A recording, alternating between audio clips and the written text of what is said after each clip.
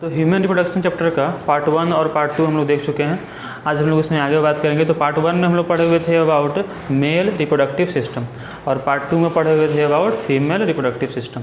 अब आज हम लोग पढ़ेंगे कि हम लोग उसमें देखे हुए थे कि जब ओव्यूल बन जाता है, मतलब कि देखो जो ओवरी होता है, ओवरी में से क्या होता है, ओवरी में से जो सेकेंडरी oocyte है वो निकल के बाहर आता है। बाहर कहाँ जाता है? फैलोपियन ट्यूब में जाता है। और सेकेंडरी oocyte जब वहाँ जाता है तब स्पर्म आता है। जब स्पर्म से फर्टिलाइजेशन होता है तो उसके बाद वहाँ से एग रिलीज होता है और एग रिलीज होने के बाद जो है वो स्पर्म से फर्टिलाइज होता है। अब यहाँ पर दो तरह की बातें आएंगी। पहला बात ये कि देखो जब वहाँ से सेकेंडरी oocyte निकला था, कुछ बातें हम रिवाइज करवा देते हैं जो आप भूल गए होंगे। इसको रिवाइज कर लेना, बहुत इंपॉर्टेंट चीज़ था। तो हम लोग क्या क्या देखे हुए थे कि ओवरी को जो है बोलते हैं primary sex organ in the case of female reproductive system. और इसमें हम लोग देखे थे कि ओवरी के अंदर जो होता है बर्थ से पहले ही 2 से 3 मिलियन लगभग क्या होता है उसमें जो होता है एक प्रोड्यूसिंग सेल्स होते हैं जिन्हें बोलते हैं oogonia। तो मतलब कि एक प्रोड्यूसिंग सेल्स होते हैं जिसमें कि माइटोसिस डिवीजन होता है और बनता है प्राइमरी oocyte। उसके बाद at the age of puberty उसमें म्यूसिस डिवीजन होना शुरू होता है और फिर बनता है हमारा प्राइमरी oocyte से बनता है सेकेंडरी oocyte और बनता है फर्स्ट पोलर बॉडी। ठीक है। और साथ में उसके चारों तरफ आकर कुछ ग्रेनुलोसा के लेयर जमा हो जाते हैं जिसको कि हम बोलते हैं लेयर जमा हो जाते हैं जिसको हम बोलते हैं फॉलिकल। तो पहले बोलते हैं प्राइमरी फॉलिकल और जब सेकेंडरी oocyte बन जाता है तो उसको बोलते हैं सेकेंडरी फॉलिकल। ये सब बात हमने पिछले वीडियो में एकदम विस्तार से बात किए थे, एक बार उस वीडियो को देख लीजिएगा, क्लियर हो जाएगा। उसके ऊपर से सेकेंडरी oocyte जब और डेवलप होता है तो बनता है टर्शियरी फॉलिकल और फिर बनता है ग्राफियन फॉलिकल। फिर हम लोग बात किए थे कि ग्राफियन फॉलिकल रेप्चर होता है, टूट जाता है। टूटने के बाद उसमें से क्या होता है कि उसमें से जो है टूटने के बाद जो है उसमें सेकेंडरी oocyte निकल के बाहर चल जाता है और जो बचा हुआ भाग है that is called corpus luteum. मतलब जब ग्राफियन फॉलिकल से सेकेंडरी oocyte निकल जाता है तो जो बचा हुआ भाग होता है उसको बोलते हैं कॉर्पस ल्यूटियम। ठीक है।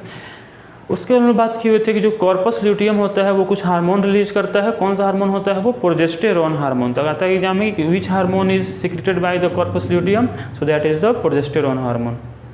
और वो प्रोजेस्टेरोन हार्मोन काम क्या करता है? जो प्रोजेस्टेरोन हार्मोन होता है वो इंडोमेट्रियम जो होता है, इंडोमेट्रियम क्या है? तो जो ओवरी जो होता है, यूटेरस जो होता है उसको 3 वाल होता है, बाहरी पेरीमेट्रियम, मायोमेट्रियम और इंडोमेट्रियम। जो इंडोमेट्रियम होता है उस इंडोमेट्रियम के वाल को क्या करता है? मोटा करने का काम करता है, उसको थिकनेस को इंक्रीज करने का काम करता है। ठीक है। उसके बाद हम लोग बात किए हुए थे यहाँ तक, मतलब पिछले वीडियो में सब बात हुआ था। अब इसमें हम लोग आगे बात करेंगे। देखो तो मान लो क्या हुआ कि सेकेंडरी oocyte निकल के, ठीक है, देखो इससे बनाए थे ना, कुछ ऐसे कुछ स्ट्रक्चर बनाए थे और इसमें से क्या होता है, ये होता है हमारा ओवरी जो कि 1 पेयर होता है और जो कि प्राइमरी सेक्स ऑर्गन होता है। ठीक है, प्राइमरी सेक्स ऑर्गन होता है।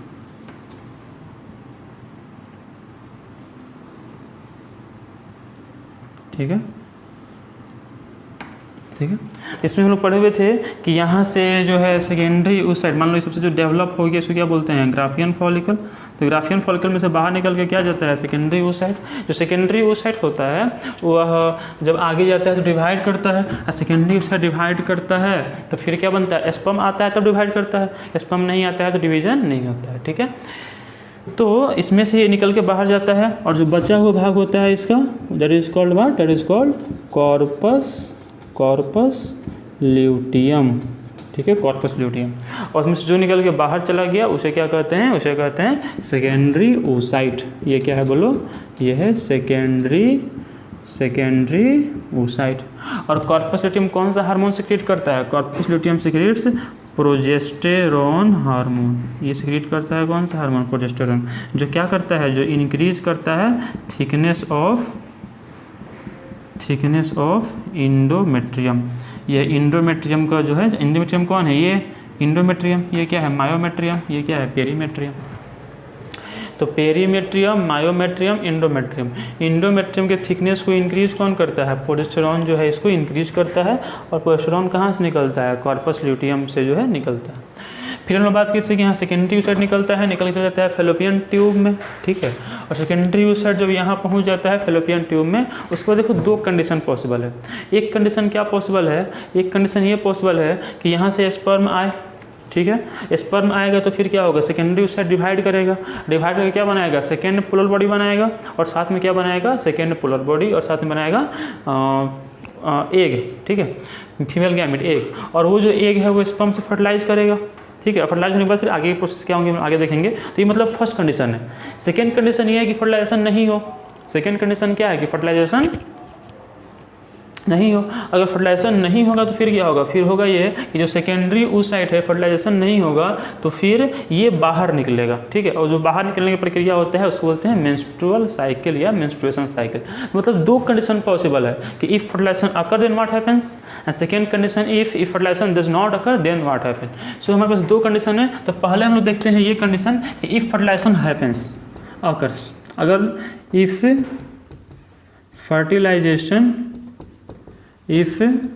fertilization occurs then what happens, ठीक है।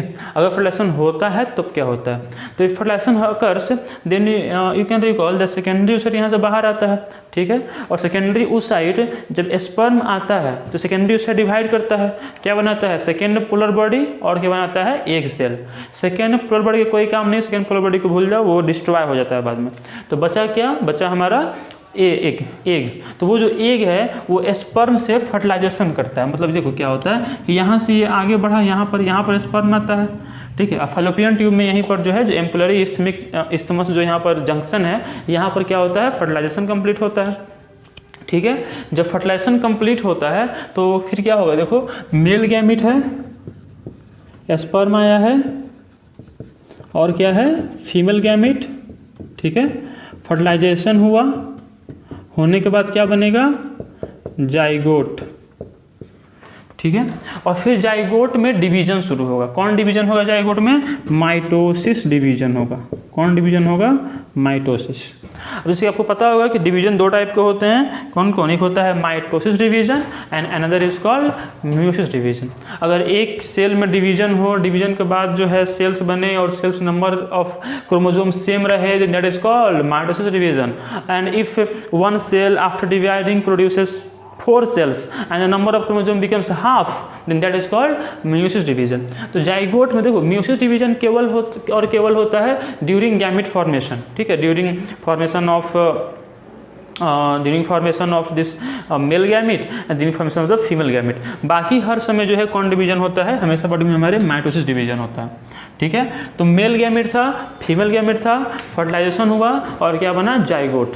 फिर जाइगोट में बोलो क्या होगा, division, mitotic division, repeated mitotic division, बहुत ही फास्ट माइटोसिस डिवीजन जो है शुरू हो जाइगोट में, और उसको बोलते हैं क्लीवेज। क्या बोलते हैं उसको, क्लीवेज। तो what is cleavage, cleavage is repeated mitotic division. Cleavage is what? Cleavage is repeated mitotic division which occurs in the zygote। zygote में बहुत तेजी से माइटोसिस डिवीजन शुरू होता है, उसे ही क्या कहा जाता है, क्लीवेज कहा जाता है। अब जब जाइगोट डिवाइड करेगा तो क्या होगा, देखो जाइगोट एक सेल है, ठीक है। अब एक सेल में डिवीजन होगा तो 2 सेल बनेंगे, 2 से फिर 4 सेल बनेंगे, मतलब सेल्स का नंबर इंक्रीज होता जाएगा। तो एक जाइगोट है, जाइगोट में डिवीजन हुआ तो मान लो 2 सेल बने, 2 से फिर कितने सेल बनेंगे, 4 सेल बनेंगे। तो ये जो सेल बन रहे हैं दो are called blastomeres. These are called what, these are called blastomeres. जब तक जाइगोट एक सेल है, एक सेल में डिवीजन होगा तो 2-4 सेल बनेगा। जब तक 4 सेल स्टेज तक है तब तक क्या बोलते हैं, इसको ब्लास्टोमियर्स कहते हैं, ठीक है। उसके बाद जो ब्लास्टोमियर्स हैं इनमें फिर डिवीजन होगा, मतलब 1 से 2 बना था, 2 से 4 बना था, अब क्या होगा, 4 से 8 बनेगा, 8 से 16 बनेगा। तो जब ये 8 to 16 सेल कंडीशन में पहुंचेगा, कहाँ से कहाँ तक, 8 to 16 cell condition, then this is called morula. This is called what, this is called morula. तो पहले क्या था, मेल गैमिट, फिर क्या था, फीमेल गैमिट, फर्टिलाइजेशन हुआ, फ्यूजन हुआ। कहाँ पे फ्यूजन हुआ, at the ampulla isthmic junction. जो एम्पुलरी इस्थमिक जंक्शन है फैलोपियन ट्यूब में, सिंपली आपको याद रखना है फैलोपियन ट्यूब में, ठीक है। फैलोपियन ट्यूब में फर्टिलाइजेशन हुआ, होने के बाद क्या बना, होने के बाद बनेगा जाइगोट। जाइगोट बताओ N की 2N। जाइगोट हैप्लोइड सेल है कि डिप्लोइड सेल है, डिप्लोइड सेल है, क्योंकि male gamete haploid, female gamete haploid. तो मिल के जो जाइगोट बनेगा वो कैसा होगा, डिप्लोइड। अब फिर जाइगोट में डिवीजन शुरू होगा, which division will be started in the zygote, this will be mitotic division. और since it is very repeated mitotic division, that's why it is known as the cleavage. So cleavage is started in the zygote, which leads to the formation of the blastomeres. What is blastomere? Blastomere is a 2 to 4 cell condition, okay, and when it further divides, then what forms 8 to 16 cell condition, and when 8 to 16 cell gets formed, then this is called what? This is called morula. After forming morula, what happens that after 16 cell it changes into 32 cell, then it forms 64 cell, and that stage is known as the blastocyst, okay. So after morula what forms 32 to 64 cell condition और further more, okay, मतलब इससे अधिक cell भी बन सकता है, और जब इससे अधिक सेल बनेंगे that is called what? That is called blastocyst. क्या बोलते हैं उसको? ब्लास्टोसिस्ट। देखो सबसे पहले क्या था? मेल गैमिट और फीमेल गैमिट फर्टिलाइज हुआ, क्या बना? जाइगोट। जाइगोट में फिर डिवीजन हुआ, विच डिवीजन? Mitosis division. तो फिर क्या बनेगा? ब्लास्टोमियर। ब्लास्टोमियर में डिवीजन हुआ, क्या बना? मोरूला। मोरूला में डिवीजन हुआ, क्या बना? ब्लास्टोसिस्ट बना ना। और फिर ब्लास्टोसिस्ट में डिवीजन होगा, मतलब डिवीजन तो होगा, उसके पहले ब्लास्टोसिस्ट जो है डिफरेंशिएट होगा। देखो अभी तक केवल सेल का नंबर बढ़ रहा है, और दो चीज़ें जरूरी होती हैं, एक तो सेल का डिवीजन, दूसरा सेल का डिफरेंशिएशन। दो चीज़ें इंपॉर्टेंट होती हैं, सेल का डिवीजन एंड सेल का डिफरेंशिएशन। डिवीजन से क्या होता है कि सेल का नंबर इंक्रीज करता है, और डिफरेंशिएशन से क्या होता है कि सेल जो है वो अलग अलग फॉर्म में मॉडिफाई होते हैं, ठीक है। जैसे कि मान लो कि अगर केवल सेल का नंबर बढ़ते जाए, जाइगोट है एक सेल, 1 से 2 सेल बन जाए, 2 से 4, 4 से 8, 8 से 16, ऐसे केवल सेल का नंबर बढ़ते जाए, तो क्या इसे ह्यूमन का एक पूरा बॉडी बन जाएगा? नहीं। उसके लिए सेल्स को क्या करना पड़ेगा? उसके लिए सेल्स को जो है डिफ्रेंशिएट होना पड़ेगा। कुछ सेल्स जो है वो हेड बनाएंगे, कुछ सेल्स जो है वो हाथ बनाएंगे, लिम्स फॉर्म करेंगे, कुछ सेल्स जो है वो लंग्स, हार्ट, ऐसे जो अलग अलग स्ट्रक्चर बॉडी के वो फॉर्म करेंगे, और तब जो है बॉडी का फॉर्मेशन होगा, चाहे वो ह्यूमन हो या फिर कोई और ऑर्गेनिज्म हो, ठीक है। तो अब यहाँ पर डिफ्रेंशिएशन शुरू होता है ब्लास्टोसिस्ट बनने के बाद। You can say after 16 cell condition, the further it is known as the blastocyst, okay? और blastocyst में फिर क्या होता है? सेल का डिफरेंशिएशन होता है। जो सेल का डिफरेंशिएशन होता है उसमें क्या होता है कि कुछ जो सेल्स हैं वो पेरीफेरी पर आ जाते हैं,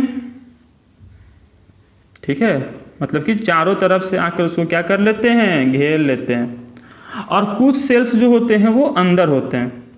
अब जो सेल्स पेरीफेरी पर होते हैं those are known as trophoblast.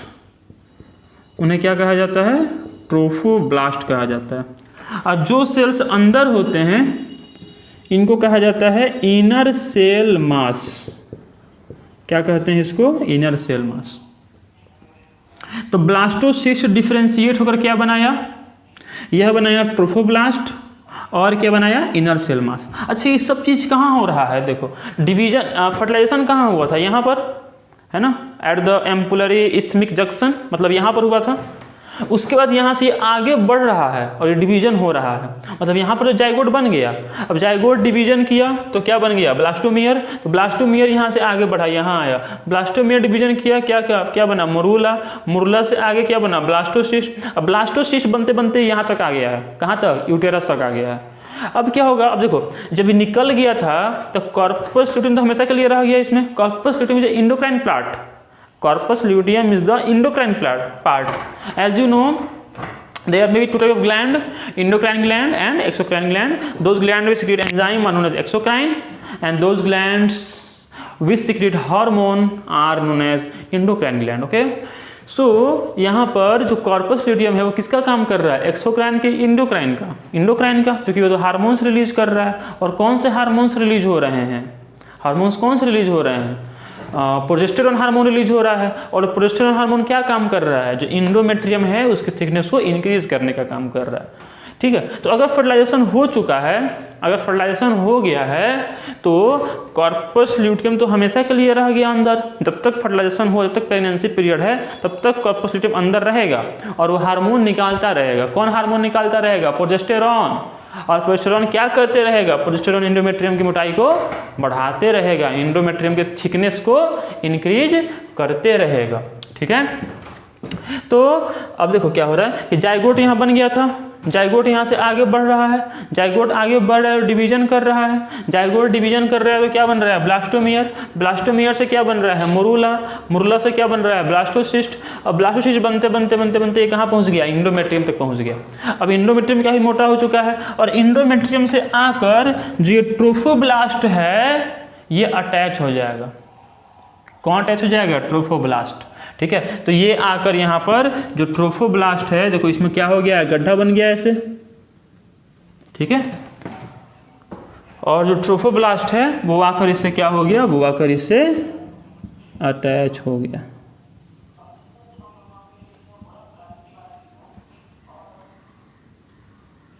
ठीक है, तो ये हो गया ट्रोफोब्लास्ट और अंदर में कौन है, इनर सेल मास।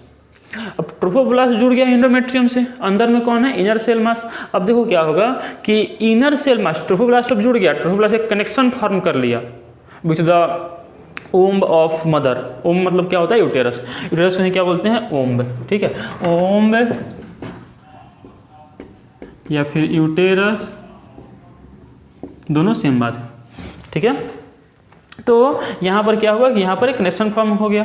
उसके बाद जो इनर सेल मास है, जो इनर सेल मास है, यही इनर सेल मास क्या करता है कि 3 लेयर बनाता है। क्या करता है, 3 लेयर बनाता है। एक को बोलते हैं एक्टोडर्म,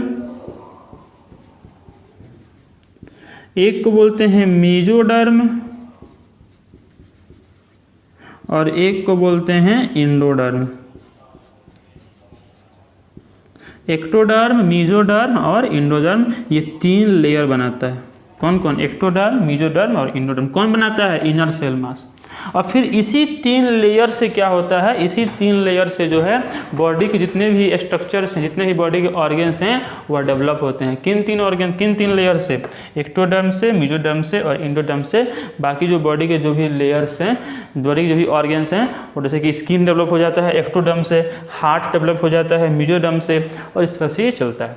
ठीक है, उसके बाद क्या होता है कि ये बन गया, इससे फिर बॉडी का स्ट्रक्चर बनना शुरू हो जाएगा और लगभग 5 मंथ के होते होते जो है लगभग बॉडी बन चुका होता है और 7 मंथ तक होते होते बॉडी जो है एकदम फंक्शनल हो गया रहता है। और बहुत बच्चा का जन्म जो है वो 7 मंथ पर ही हो जाता है। मतलब नॉर्मली देखा जाए तो प्रेगनेंसी पीरियड ह्यूमन में जो होता है वो 9 मंथ का होता है, 9 मंथ ± 7 डेज का प्रेगनेंसी पीरियड होता है। लेकिन इसमें जो है बहुत बच्चे का जन्म जो है 7 मंथ पर भी हो जाता है। हालांकि वैसे चाइल्ड जो होते हैं उन्हें कहा जाता है इमैच्योर चाइल्ड। ठीक है, मैच्योर चाइल्ड नहीं होते हैं, वो इमैच्योर चाइल्ड होते हैं। तो खैर उनमें कोई कमी नहीं होता है, बस उनके एक तरह से इम्यूनिटी तक कमजोर होता है, बाकी सब कुछ नॉर्मल होता है। नॉर्मल जो 7 मंथ तक बॉडी के लगभग सभी स्ट्रक्चर बन चुके होते हैं, इसमें कोई भी दिक्कत वाली बात नहीं है।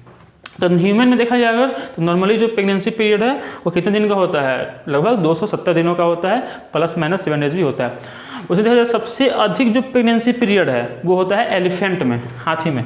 हाथी में होता है 656 दिनों का प्रेगनेंसी पीरियड, 656 डेज का प्रेगनेंसी पीरियड जो है एलिफेंट में होता है। अगर देखा जाए, अगर हम देखें डॉग में या कैट में तो उसमें प्रेगनेंसी पीरियड जो है 63 डेज का होता है। डॉग और कैट में जो प्रेगनेंसी पीरियड है वो 63 डेज का होता है। एलिफेंट में होता है 656 डेज का और ह्यूमन बीइंग में होता है 270 डेज ± 7 डेज। और बहुत बच्चे जो है 7 मंथ पर ही प्रोड्यूस हो जाते हैं, बर्थ हो जाता है उनका। ठीक है, अब देखो तो यहाँ पर हम लोग क्या क्या पढ़े, हम लोग अभी पढ़े थे फर्स्ट वीडियो में हम लोग पढ़े थे कि what is male reproductive system, फिर हम लोग टेस्टिस वगैरह के बारे में बात किए हुए थे। सेकेंड वीडियो में हम लोग पढ़े फीमेल रिप्रोडक्टिव सिस्टम का स्ट्रक्चर कैसे होता है उसके बारे में। थर्ड वीडियो में अभी हम लोग देख रहे हैं, अभी हम लोग क्या क्या पढ़ें, अभी हम लोग पढ़ें कि अगर सेकेंडरी उस साइड निकल के बाहर आ गया तो 2 कंडीशन पॉसिबल होता है। एक कंडीशन ये होता है कि फर्टिलाइजेशन हो जाए, सेकेंड कंडीशन ये होता है फर्टिलाइजेशन नहीं हो। तो फर्टिलाइजेशन अगर हो जाए तब क्या क्या होता है वो अभी हम बतलाएं। ठीक है, तो हो जाए तो क्या क्या होता है, ये होता है कि पहले male gamete female gamete fertilise करता है, जाइगोट बनता है, जाइगोट डिवाइड करता है, उस डिवीजन को क्या कहते हैं, cleavage. The repeated mitotic division is called cleavage. और तब डिवीजन होता है जाइगोट में तो फिर क्या बनता है, फिर बनता है ब्लास्टोमियर, ब्लास्टोमियर फिर डिवाइड करता है तब बनता है मोरूला से क्या बनता है, ब्लास्टोसिस्ट। ब्लास्टोसिस्ट फिर डिफ्रेंशिएट होता है जिसकी ट्रोफोब्लास्ट बनता है और इनर सेल मास बनता है। उसके बाद जो इनर सेल मास है वो डिफ्रेंशिएट होकर 3 लेयर बनाता है, जिसे बोलते हैं एक्टोडर्म, मेसोडर्म, एंडोडर्म। और वहीं जो 3 लेयर हैं वो बॉडी के सारे ऑर्गन्स को फॉर्म करने का कार्य करते हैं। ठीक है, उसके बाद हम लोग देखिए कि इसमें जो प्रेगनेंसी पीरियड होता है ह्यूमन बींग में वो होता है 9 मंथ ±7 डेज का। एलिफेंट में ज़्यादा होता है 656 डेज का, और डॉग एंड कैट में होता है 63 डेज का होता है। ठीक है, अब हम थोड़ी आगे बात करेंगे। ठीक है, इसमें एक दो चीज़ और मतलब रहा जो हम लोग अभी मतलब कि जब हम लोग पढ़ लेंगे या प्रोडक्शन नहीं होता है तो क्या होता है, तब उन चीज़ों को हम लोग देखेंगे। जैसे कि थोड़ा सा देख लो उसमें, जैसे मान लो कि बच्चे के इसमें रहेगा 9 मंथ तक, मान लो 9 मंथ तक है, उसके बाद बच्चे का क्या हो जाएगा, डिलीवरी हो जाएगा। ठीक है, डिलीवरी के बाद जो है उसको फिर क्या हो जाए कि लैक्टेशनल शुरू होगा, मतलब उसको बच्चे को फीड करेगी माँ। ठीक है, बच्चे को माँ क्या करेगी, फीड करेगी। ठीक है, अब वो जो फीड होगा वो मेमरी ग्लैंड के द्वारा होता है, उसमें भी कुछ हार्मोन्स भाग लेते हैं। ठीक है, तो वो जो पीरियड होता है जिस पीरियड में माँ बच्चे को फीड करती है, अप्रॉक्स 6 मंथ का जो पीरियड होता है उसको बोलते हैं लैक्टेशनल पीरियड। क्या बोलते हैं उसको, लैक्टेशनल पीरियड। और जो लैक्टेशनल पीरियड है लगभग 6 मंथ का होता है, और इसमें मुख्यतः 2 हार्मोन्स जो हैं इन बहुत ही इंपॉर्टेंट रोल प्ले करते हैं। एक बात और कि जब ये बच्चे के जन्म होना होता है उसमें प्लासेंटा के द्वारा, प्लासेंटा क्या है, प्लासेंटा एक स्ट्रक्चर है जो कि बेबी को मदर के ओम से कनेक्ट करता है, और बच्चे के शरीर में जो भी चीज़ें हैं, जो भी मतलब एग्जेक्टिव प्रोडक्ट हैं उनको माँ के शरीर में भेजता है, और फिर मदर के बॉडी से जो भी न्यूट्रिएंट्स हैं या फिर ऑक्सीजन है उसको कि बच्चे के शरीर में भेजने का काम करता है। ठीक है, तो प्लासेंटा होता है। उसके बाद क्या होता है कि लैक्टेशनल पीरियड क्या होता है, तो बर्थ के बाद जितने समय तक माँ बच्चे को फीड करती है उसको बोलते हैं the period in which mother feeds her child is known as a lactational period. अब इस दौरान होता क्या है कि जब बच्चे के जन्म होना होता है उसी समय प्लासेंटा से भी कुछ हार्मोन निकलते हैं, जैसे कि रिलैक्सिन हार्मोन निकलता है। ठीक है, और वो जो रिलैक्सिन हार्मोन है वो क्या करता है कि जो मायोमेट्रियम है उसको कॉन्ट्रैक्टाइल बना देता है, ताकि बच्चे का जो जन्म है, जो बर्थ है वो ईजिली हो पाए, उसमें ज़्यादा दिक्कत नहीं हो। ठीक है, और आफ्टर बर्थ जो है या बर्थ से कुछ समय पहले ही एक हार्मोन निकलना शुरू हो जाता है पिट्यूटरी ग्लैंड से। उस हार्मोन को बोला जाता है ऑक्सीटोसिन हार्मोन। क्या बोलते हैं उसको, ऑक्सीटोसिन हार्मोन। और ये जो ऑक्सीटोसिन हार्मोन है ये क्या करता है, मिल्क का इजेक्शन करवाता है। और एक और हार्मोन निकलता है पिट्यूटरी ग्लैंड से, उसको बोलते हैं मतलब लैक्टेशनल पीरियड के पहले या इसको कॉज करने के लिए 2 हार्मोन रिस्पॉन्सिबल होते हैं। एक होता है ऑक्सीटोसिन हार्मोन और एक होता है प्रोलैक्टिन हार्मोन। जो यहाँ पर प्रोलैक्टिन हार्मोन है यह मेमरी ग्लैंड्स में, ठीक है, मिल्क का प्रोडक्शन शुरू करवाता है। हालांकि इस बारे में हम फिर से बात करेंगे जब हम पढ़ेंगे मेमरी ग्लैंड के बारे में। तो ठीक है, बिल्कुल थोड़ा सा सुन लो, अगर आप ऑब्जेक्टिव में आएगा तो मैप बनाने में आसानी रहेगा। लैक्टेशनल पीरियड में बेसिकली 2 हार्मोन्स होते हैं, एक होता है ऑक्सीटोसिन हार्मोन, एक होता है प्रोलैक्टिन हार्मोन। प्रोलैक्टिन क्या करता है, मिल्क का प्रोडक्शन शुरू करवाता है, और जो ऑक्सीटोसिन हार्मोन है ये मिल्क का इजेक्शन शुरू करवाता है, मिल्क का इजेक्शन। तो मिल्क को बाहर निकालने का, इजेक्शन मिल्क को बाहर निकालने का काम करता है ऑक्सीटोसिन। और मिल्क प्रोडक्शन को शुरू कर देता है प्रोलैक्टिन। प्रोलैक्टिन जो होता है मिल्क प्रोडक्शन शुरू करवाता है, ऑक्सीटोसिन जो है मिल्क का इजेक्शन शुरू करवाता है। तो ये तो वो कंडीशन हुआ कि अगर फर्टिलाइजेशन हो गया तब क्या होगा। अब बात ये है, फिर से देख लो, हो गया तो क्या क्या होगा, जाइगोट बनेगा, जाइगोट में डिवीजन होगा। कौन डिवीजन, माइटोसिस डिवीजन। तो जब तक वो 2 से 4 सेल कंडीशन का है ब्लास्टोमियर बोलेंगे। ब्लास्टोमियर से फिर क्या बनेगा, मोरूला। मोरूला से क्या बनेगा, ब्लास्टोसिस्ट। ब्लास्टोसिस्ट में फिर डिफ्रेंसिएशन होगा। ऊपर वाले सेल को क्या बोलते हैं, ऊपर सेल बोलते हैं ट्रोफोब्लास्ट। अंदर वाले को क्या बोलते हैं, इनर सेल मास। फिर इनर सेल मास डिफ्रेंशिएट होकर 3 लेयर बनाएगा, एक्टोडर्म, मेसोडर्म, एंडोडर्म। और फिर इन्हीं 3 लेयर से बॉडी के बाकी स्ट्रक्चर, बाकी ऑर्गन्स जो हैं वो फॉर्म होते हैं। उसके बाद हम देखें कि प्रेगनेंसी पीरियड नॉर्मली 9 मंथ का होता है, लेकिन किसी किसी बार बच्चे का जन्म जो है वो 7 मंथ पर भी हो जाता है। ठीक है, तो हालांकि उसमें कोई दिक्कत नहीं होता है, बस उसका सा इम्यूनिटी उसका लो हो सकता है, बाकी सब कुछ नॉर्मल होता है। क्योंकि 5 मंथ तक होते होते बॉडी के लगभग सभी ऑर्गन्स बन चुके होते हैं, और फर्स्ट मूवमेंट जो बेबी का है वो भी 5 मंथ तक एक्सपीरियंस किया जा सकता है। उसके बाद हम लोग देखें कि प्लासेंटा क्या होता है। तो प्लासेंटा जो होता है ये मदर के बॉडी को बेबी के बॉडी से कनेक्ट करने का काम करता है, जिससे कि दोनों बीच में कनेक्शन बना रहे। उसके बाद में देखें कि जब बच्चे के जन्म होना होता है उसमें प्लासेंटा से कुछ हार्मोन्स निकलते हैं, रिलैक्सिन हार्मोन निकलता है, जो कि मायोमेट्रियम जो है, मायोमेट्रियम क्या है, यूटेरस का सेकेंड लेयर है, उसको कॉन्ट्रैक्टाइल बनाता है ताकि उसमें कॉन्ट्रैक्शन हो और बच्चे का जन्म जो है इजीली हो पाए। ठीक है, और इसमें देखिए जब बच्चे का जन्म हो जाता है या उससे पहले से ही जो पिट्यूटरी ग्लैंड है वहाँ से हार्मोन निकलता है, प्रोलैक्टिन और ऑक्सीटोसिन हार्मोन, 2 हार्मोन निकलते हैं। हालांकि ये निकलता है थ्रू एंटीरियर पिट्यूटरी और ये निकलता है थ्रू पोस्टीरियर पिट्यूटरी। और ये जो 2 हार्मोन निकलते हैं, ये हार्मोन क्या करते हैं, ये हार्मोन जो है मिल्क का फॉर्मेशन और मिल्क का इजेक्शन करवाते हैं मेमरी ग्लैंड से। ठीक है, हमको पता है फीमेल में डेवलप मेमरी ग्लैंड होता है। तो प्रोलैक्टिन क्या करता है, प्रोलैक्टिन जो है मिल्क का प्रोडक्शन शुरू करवाता है। ठीक है, और ऑक्सीटोसिन क्या करता है, ऑक्सीटोसिन जो है मिल्क का इंजेक्शन शुरू करवाता है, मतलब ये मिल्क का प्रोडक्शन करवाता है, ये मिल्क का इंजेक्शन करवाता है। अभी हम देखेंगे एक वीडियो में कि मेमरी ग्लैंड कैसे होता है और कैसे काम करता है, वो भी हम लोग देखेंगे। ठीक है, तो यहाँ पर ये बात हुआ। अपन बात करेंगे कि अगर फर्टिलाइजेशन नहीं हुआ तब क्या होगा। तो अगर फर्टिलाइजेशन नहीं हुआ, इन सब बातों को आप लिख लीजिएगा, बेहतर होगा। इसका नोट्स मिल जाएगा आपको पीडीएफ फॉर्म में, लेकिन आप एक काम कीजिएगा अभी कि वीडियो को पॉज करके, अभी हम साफ कर दिए, वीडियो को पॉज कर पीछे जाकर जितनी बातें लिखे थे उसको अपने भाषा में लिख लेना है, अपनी लैंग्वेज में जितनी बातें बोर्ड पर लिखी हुई थी सब बातें लिख लेनी है। वीडियो को पीछे कर सकते हैं और जाकर वहाँ पर लिख सकते हैं। तभी हम लोग देखें कि फर्टिलाइजेशन हो गया तब क्या होगा। अब हम देखते हैं कि फर्टिलाइजेशन नहीं हुआ तब क्या होगा। What happens if fertilization does not occur? अगर फर्टिलाइजेशन नहीं होता है then what happens? We are going to study about that. Okay, तो देखिए अगर फर्टिलाइजेशन नहीं हुआ तो फिर क्या होगा।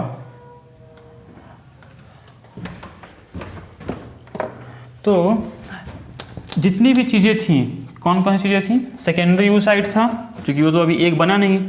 एक कब बनता है, एक तब बनता है जब स्पर्म आता है। जब स्पर्म आता है तब सेकेंडरी oocyte में डिवीज़न होता है और तब जो है एक बनता है। अब चूँकि स्पर्म आया नहीं, स्पर्म नहीं आया तो एक नहीं, तो स्पर्म नहीं आया तो एक नहीं बना, सेकेंडरी oocyte ही रह गया। अब सेकेंडरी oocyte रह गया, उधर ओवरी में क्या है, कॉर्पस ल्यूटियम भी है जो लगातार सिक्रीट कर रहा है। कौन सा हार्मोन सिक्रीट कर रहा है, प्रोजेस्टेरोन हार्मोन। और जो प्रोजेस्टेरोन हार्मोन है ये क्या कर रहा है, प्रोजेस्टेरोन हार्मोन जो है इंडोमेट्रियम के थिकनेस को इंक्रीज करने का काम कर रहा है।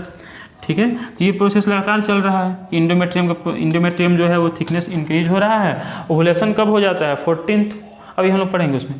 तो अब मान लो ओवुलेशन हो गया है और स्पर्म आया नहीं, ओवुलेशन मतलब कि रिलीजिंग ऑफ सेकेंडरी oocyte। ठीक है, तो वो हो गया है। If fertilisation does not occur, if fertilisation does not occur, तो क्या देखेंगे, फर्टिलाइजेशन अगर नहीं हुआ तो क्या होगा वो हम देखेंगे। तो फर्टिलाइजेशन अगर नहीं होता तो क्या क्या होगा, यहाँ सेकेंडरी oocyte निकल के बाहर चला गया है, यहाँ पर ही बस गया है corpus luteum.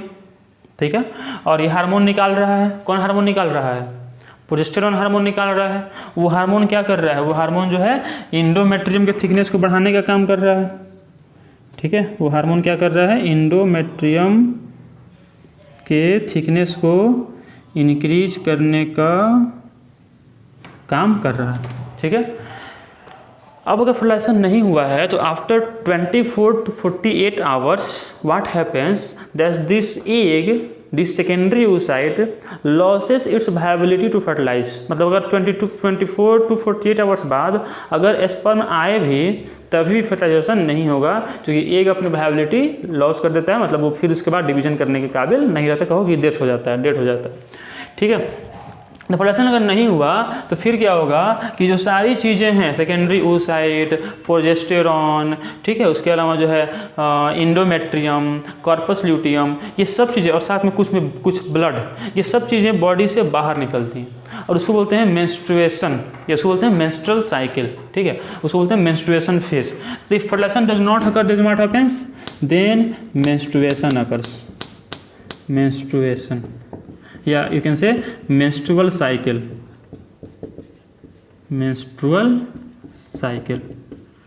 and about this menstrual cycle we will discuss about the next video. Okay, इस वीडियो के हम ख़त्म करते हैं।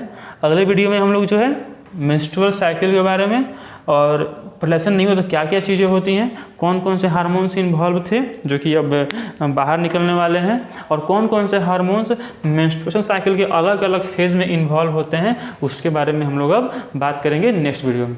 ठीक है, तो इस वीडियो को यहीं पे ख़त्म करते हैं। नेक्स्ट वीडियो में हम लोग मेंस्ट्रुअल साइकिल के बारे में बात करेंगे, और कि प्रोलैक्शन अगर नहीं हुआ तो फिर क्या होता है और कैसे ये साइकिल कंप्लीट होता है। ठीक है, तो पढ़ाई करते रहो। धन्यवाद।